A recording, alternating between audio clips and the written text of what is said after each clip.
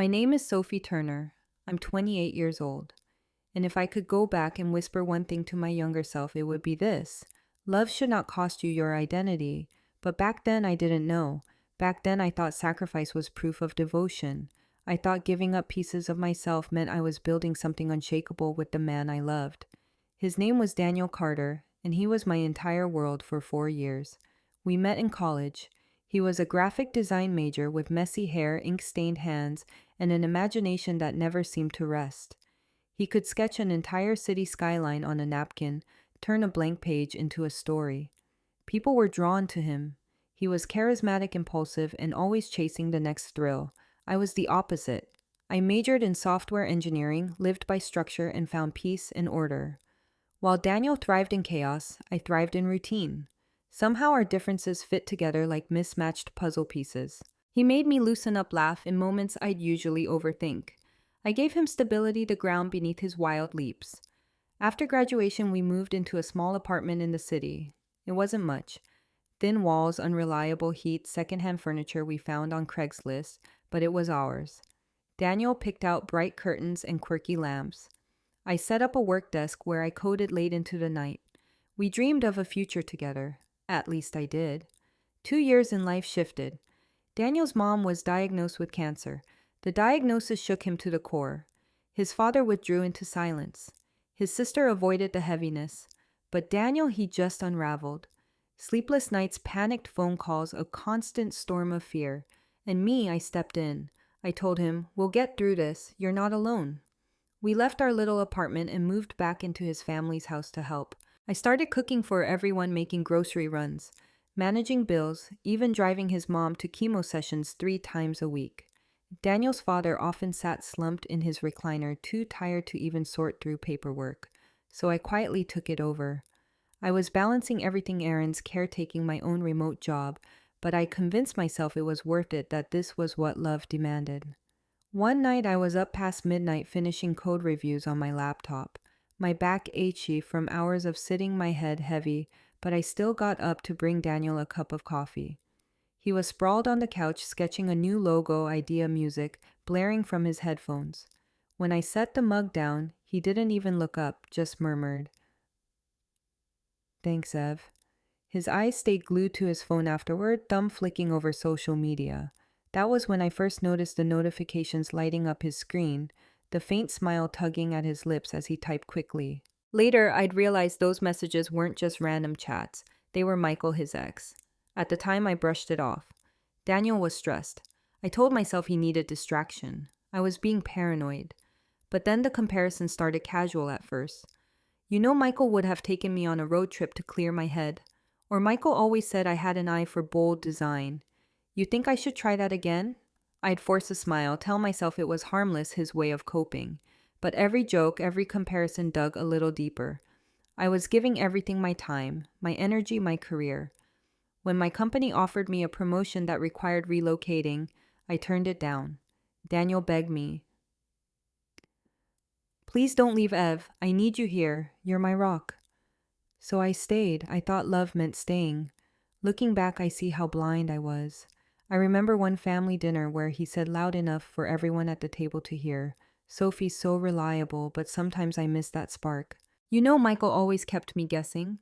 His father gave an awkward laugh. His sister shifted uncomfortably, and I forced myself to keep chewing. Pretend it didn't sting. Pretend that being compared to a ghost from his past was just normal. Later that night, lying in bed, I stared at the ceiling and whispered to myself, "He's just stressed. Once his mom gets better, things will go back to the way they were." But deep down, I knew something was slipping through my fingers, and I didn't know how to stop it. When Daniel's mom finally went into remission, we hosted a backyard barbecue to celebrate. Balloons swayed in the warm breeze. Kids ran around with sparklers. And for a moment, it felt like hope. I grilled burgers, helped his mom carry trays of food, smiled at relatives who thanked me for everything I'd done. But even then, Daniel was distant. His eyes flickered toward his phone every few minutes, his smile never quite reaching me. I remember catching my reflection in the sliding glass door that night. I looked tired, dark circles under my eyes, hair tied back hastily. I barely recognized the woman staring back. And in that reflection, a question rose inside me. Was I in love, or was I just someone's caretaker dressed up as a girlfriend? The night ended with laughter, clinking glasses, and a toast to new beginnings. But inside me, unease coiled tight. I didn't know it then, but that barbecue would be the stage for my downfall. The night where Daniel would rip away the illusions I'd clung to. For now, though, I just smiled, carried empty plates to the sink, and told myself that tomorrow would be brighter. Little did I know the storm was already here. The night of the remission barbecue is scorched into my memory, not for the laughter or the celebration, but for the way my world quietly collapsed between the chatter and the clinking of glasses. Daniel's backyard was strung with fairy lights, soft yellow bulbs glowing against the twilight. Relatives mingled near the grill. Kids darted across the lawn with sparklers. His mom, radiant in her survival, hugged everyone with tears in her eyes. For once, I thought, maybe this is the turning point.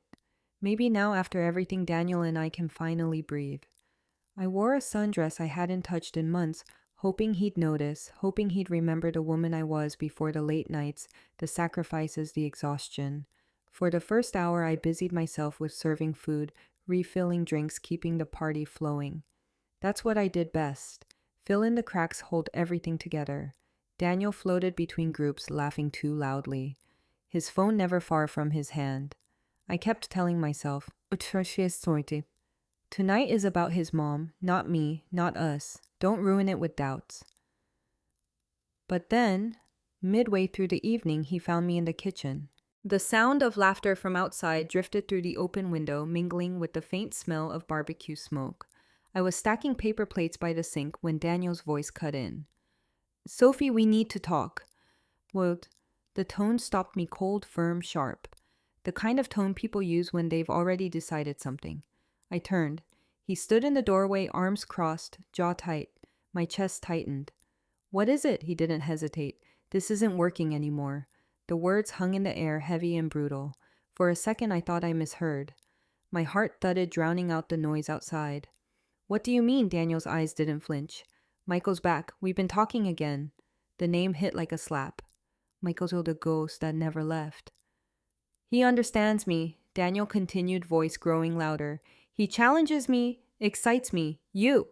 His gaze swept over me like I was a disappointing report card. You're safe, Sophie. Predictable, boring. It was like the air was sucked out of the room. I gripped the edge of the counter just to steady myself. After everything I've done for you, for your family, this is what you think of me. He shrugged, almost amused. You were there. Sure, you handled the routine stuff, the boring parts. Bills, rides to the hospital, babysitting the family, but that's not passion. That's not living. I stared at him, unable to speak. And honestly, he added with a smirk, I'll forget you in a week. Michael's the real deal. You were just a placeholder until something better came along. The cruelty wasn't just in the words. It was in the way he delivered them. Casual, as if 2 years of my life were disposable, as if my sacrifices were nothing more than filler in his story. And the worst part, he didn't care that people could hear. His voice wasn't hushed. It carried. I saw shadows shift in the hallway, his aunt glancing over, whispering to his cousin. His father, lingering near the doorframe, looked away, shame flickering across his face. The humiliation burned hotter than any flame outside. But something inside me, some quiet buried strength, rose up to meet it. I forced my voice steady. If that's how you feel, Daniel, then we're done. Just 6 words. Simple, final. His smirk faltered just for a heartbeat, as if he expected tears begging a scene. But I wouldn't give him that. I slipped past him, grabbed my jacket draped over a chair, and walked toward the back door. The conversations outside stilled for a moment as I stepped into view. Eyes turning toward me, curious, pitying. I didn't meet their gazes. I just nodded politely to his mother, whose smile faltered as she sensed something had gone wrong and kept walking. No yelling, no slamming doors, just quiet dignity. The night air was cool, the grass crunching beneath my shoes as I crossed the lawn. Behind me, I could feel the whispers start again, but I didn't turn around. I reached my car, slid into the driver's seat, and sat there for a moment, my hands gripping the steering wheel, so tightly my knuckles whitened. Tears threatened, but I swallowed them down. Not here, not tonight. With one steady breath, I started the engine and drove away. Back at our my apartment, I packed what I needed. Essentials only. Clothes, laptop, a few personal items. Every fold of fabric into the suitcase felt surreal, like I was watching someone else's life unravel. On the nightstand sat a photo of us from our first apartment. Daniel kissing my cheek, me laughing with eyes closed. I stared at it for a long time before slipping it face down into the drawer. That night I blocked his number, blocked him on every social platform. I deleted old messages, photos, even contacts tied to him. By morning, I had already emailed my company telling them I was ready to accept the relocation promotion, the one I'd turned down for Daniel. I didn't leave a note. I didn't leave an explanation. He wanted to forget me in a week. Fine, I'd make it easy. The silence of that first morning was deafening. No buzzing phone, no half-hearted, thanks, Ev. No heavy weight of someone else's needs pulling me in every direction. It should have felt freeing, but all I felt was emptiness, a hollow where love used to live. Still beneath the ache, a flicker of something else stirred. Resolve. If he wanted excitement, chaos, manipulation, that was his choice. I chose myself. Driving toward my new city a few days later, I watched the familiar landscape blur past. The gas stations where we used to stop, the highway signs I had memorized after countless trips to his mom's appointments. With every mile, the memories thinned, replaced by something steadier. I wasn't sure what awaited me, but I knew one thing for certain. I would never again mistake being someone's rock for being their stepping stone. And someday I thought he'd regret the way he threw me away. But I wouldn't be there to see it. The first weeks in the new city felt like wandering through fog. My promotion had placed me in a sleek office overlooking bustling streets, but most days I barely noticed the view. I would sit at my desk, hands on the keyboard, and the memory of Daniel's smirk, his words, "I'll forget you in a week," would echo like a cruel mantra. It was strange. He had been my whole world. Yet in the silence of my new apartment at Utrecht, I realized how little of myself I had left. My hobbies, my friendships, even my ambitions had been buried beneath caretaking and compromise. And now in the absence of his chaos, I didn't know who I was. That's when I started therapy. The first session was awkward. I sat stiffly on the couch across from a woman named Dr. Malik, unsure what to say. But eventually the words spilled out. The sacrifices, the comparisons to Michael, the public humiliation, the quiet exit I'd staged. She listened carefully, then said something that struck me like lightning. "Sophie, you weren't loved. You were used. There's a difference." Those words cracked something open. Week after week, I untangled the knots I'd ignored. I realized how long Daniel had been slipping away, how often I excused the red flags because I was too busy holding the family together. I began to see the truth. I hadn't lost a partner. I had freed myself from a parasite who drained me dry. Outside therapy, I poured myself into rebuilding. I joined a gym not for aesthetics, but to feel strong again. The clank of weights, the burn in my muscles reminded me that my body was mine, not just a vessel for service. On weekends, I hiked trails just outside the city. Alone at first, I remember reaching the summit of one trail. Lungs burning, sweat soaking my shirt, and staring at the horizon. The wind whipped through my hair, and for the first time in years, I felt alive. Not because of someone else, but because of me. Slowly, I stitched myself back together. Work became a sanctuary. My company trusted me with major projects, and for the first time, I wasn't tethered by someone else's needs. Late nights of coding felt different now, empowering instead of draining. Recognition followed bonuses, invitations to lead teams. Sometimes during quiet moments, I catch myself smiling, a small, private smile, proof that healing was working. Of course, the past had a way of clawing back. About 6 months after the breakup, a message from an old college friend appeared on my phone. "E thought you should know Daniel's life is falling apart." I froze, heart thudding. Against my better judgment, I read the details. Michael, the so-called upgrade, was married. His wife had discovered the affair. A confrontation exploded in a coffee shop, public and messy. Pictures even made it onto local social pages. Daniel cornered. Michael's furious wife shouting, customers gawking. It didn't stop there. Michael had a history of affairs, and Daniel wasn't the only one. His reputation crumbled. He lost clients, lost friends, and when Michael vanished, Daniel was left with the wreckage. I sat on my couch, phone in hand, reading those words again and again. Months earlier, I would have felt vindicated, maybe even gloated. But now I just felt nothing. Maybe a flicker of sadness. Not for him, but for the girl I used to be. The girl who thought sacrificing everything for Daniel would mean something. But karma has its own rhythm. It didn't need my applause. That didn't stop the stories from trickling in. His freelance career dried up. Clients whispered words like unprofessional and homewrecker. Friends who once laughed at his jokes about me quietly disappeared. Even his own mother, the woman I'd cared for, confronted him about the betrayal. Isolation wrapped around him. Meanwhile, my world was expanding. It was almost poetic. Then came the first message from Daniel himself. I recognized the number immediately, though I'd long since blocked it. He must have used another phone. Sophie. I miss you. Michael was a huge mistake. Can we talk? I stared at it for a long time, waiting for my pulse to quicken, my hands to shake, but there was only silence inside me. Delete. 2 days later. Please, Ev, remember the good times. You were always there for me. Delete. Voicemails followed. His voice cracked, begging, apologizing, twisting the narrative into something unrecognizable. But each time I let the silence answer. Oddly enough, his desperation didn't wound me. It freed me. Because every new message proved what therapy had taught me. Daniel hadn't changed. He was still the boy who needed someone to carry him. Still the man who craved excitement until it scorched him. And I was no longer that girl willing to burn for him. In the stillness of my new life, I found a mantra forming. Silence is strength. I didn't need to scream my worth at someone who chose not to see it. I didn't need revenge or confrontation. My life, my peace was the proof. One evening after a long day of work, I sat on my balcony with a glass of wine watching the sunset streak the sky in hues of orange and violet.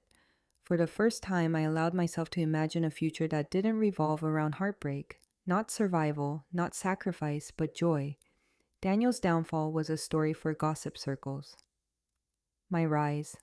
That was the story I was writing for myself, and for the first time in years, I couldn't wait to see what happened next.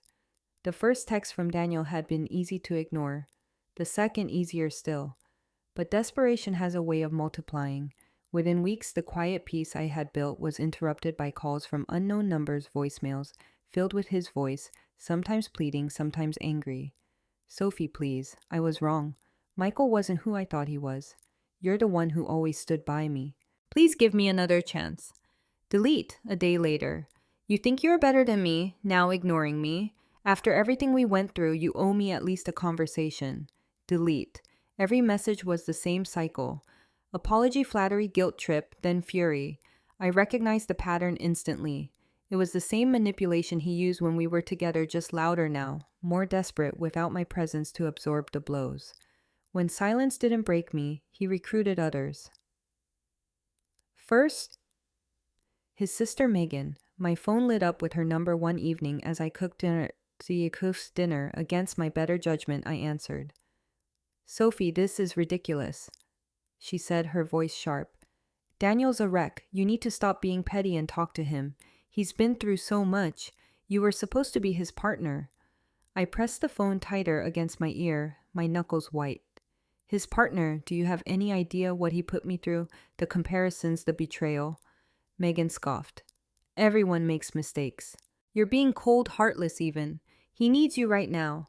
After everything with Mom, you owe him that much. The hypocrisy made my blood boil. I remembered the nights I sat by their mother's side holding her hand during chemo, while Megan was nowhere to be found. Yet here she was demanding my loyalty to the brother who humiliated me.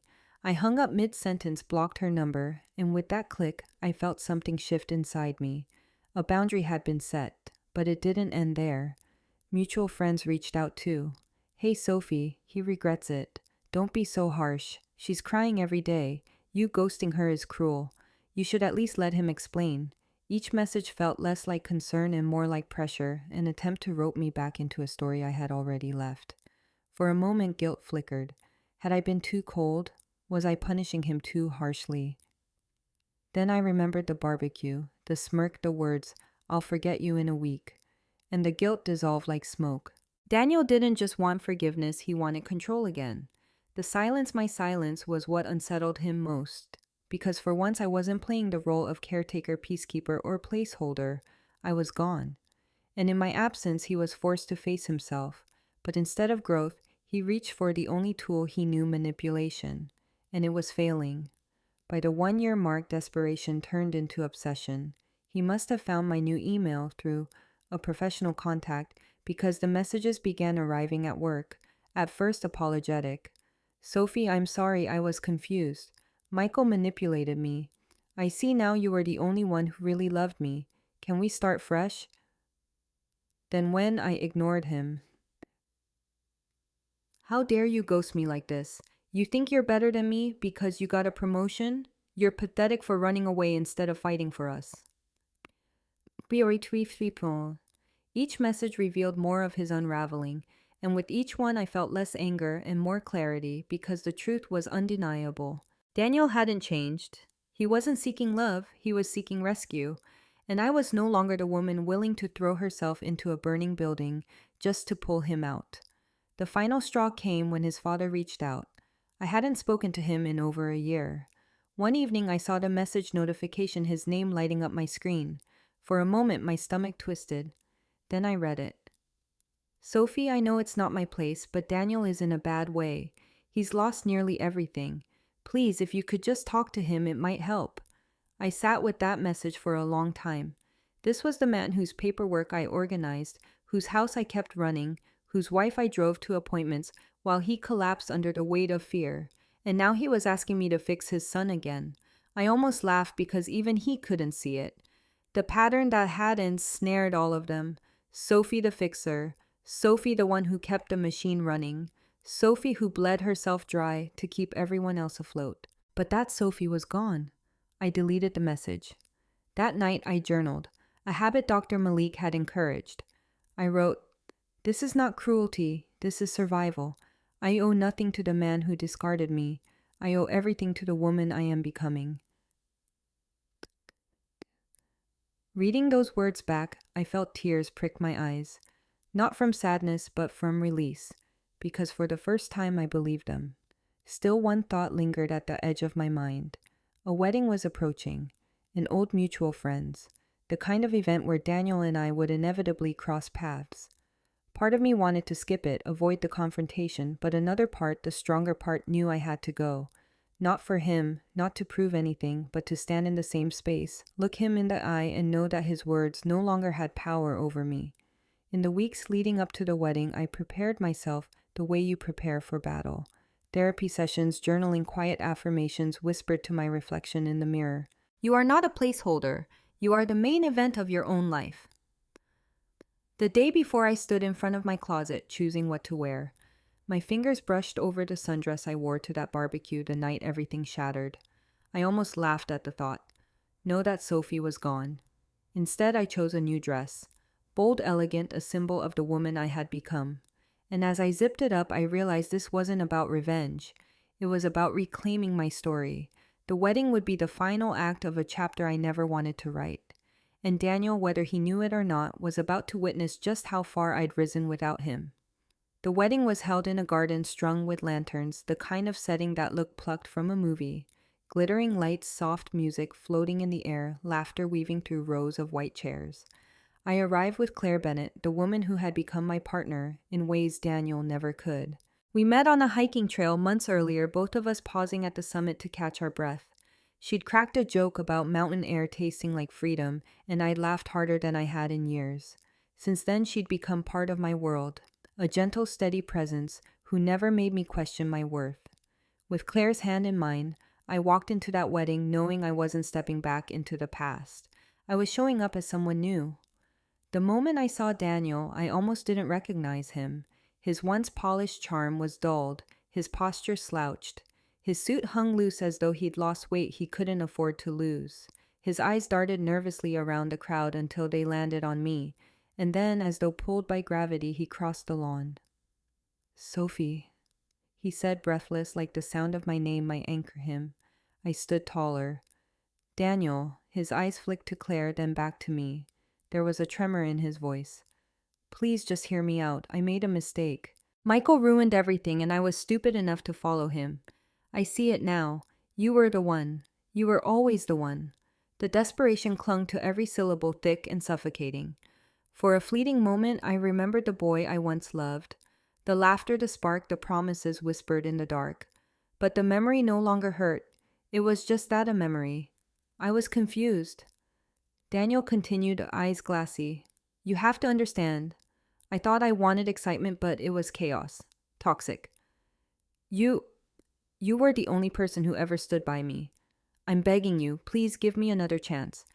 Behind him, music played softly. Guests chatted, sipping champagne, their conversations muted by the tension in our small circle. I glanced at Claire, who gave me a quiet nod, a silent reminder that I didn't owe Daniel anything. Not my anger, not my forgiveness, not even my attention. Still, I spoke calm, clear. Do you remember what you said to me that night in the kitchen at your mom's party? Daniel's lips parted, his face paling. You said you'd forget me in a week. My voice was steady, not cruel, but final. Looks like it took you a lot longer. His expression crumbled, shame flooding his features. He reached for me, but I stepped back, creating space he could no longer cross. I'm not your placeholder, Daniel. I never was. And I'm done being the woman you turn to only when your world falls apart. The words landed like a verdict. Around us, a few heads turned. The whispers began. This time I didn't feel humiliation. I felt release. Daniel stammered. But Sophie, I raised a hand, silencing him. You wanted passion. You wanted risk. And you got it. That's your story to live with. Mine has moved on. I glanced toward Claire, who smiled softly, grounding me in a way Daniel never could. For a heartbeat, silence hung between us, heavy as stone. Then Daniel's tears welled, spilling down his face as he muttered, You'll regret this. One day you'll realize you made a mistake walking away. I almost pied him. Almost. But pity was just another form of attachment, and I had none left to give. So I smiled a small, genuine smile and said, No, Daniel. The only mistake would be letting you back in. I turned, slipping my hand into Claire's, and walked away. The crowd parted as we moved through, murmurs following in our wake. Daniel stood frozen behind me, humiliated not by my cruelty, but by my indifference. It was poetic, really. The same way he once dismissed me publicly, now he stood in the open, stripped of dignity, his downfall witnessed by the same kind of crowd that once laughed at his jokes at my expense. But this time I didn't leave in shame. I left in triumph. Later that evening, under the twinkle of lanterns, Claire and I danced. She leaned close, whispering, You handled that with more grace than anyone else could have. I rested my head on her shoulder, the music carrying us in gentle circles. For the first time in years, I felt light. Because Daniel was no longer my story. He was a chapter I had closed. Weeks later, I received one final email from him, a rambling message about how he'd lost his last client, how friends had abandoned him, how he didn't recognize his own reflection anymore. I didn't reply. I didn't even finish reading. Instead, I opened my journal and wrote, He was right about one thing. He did forget me. Not in a week, but eventually. Because the Sophie he knew, the Sophie who sacrificed, who settled, who endured, no longer exists. When I think of him now, I don't feel bitterness. I feel gratitude. Because Daniel taught me what love should never be. He taught me that loyalty without respect is just servitude, that sacrifice without reciprocity is a slow form of self-eraser. And most importantly, he taught me that sometimes the greatest revenge isn't anger or revenge at all. It's peace. So if you're listening to this, if you've ever been told you're safe, boring or replaceable, remember this. You are not someone's placeholder. You are not the boring option. You are the foundation, the constant, the main event of your own life. And when someone throws that away, don't waste your energy proving them wrong. Just keep walking forward. Karma will take care of the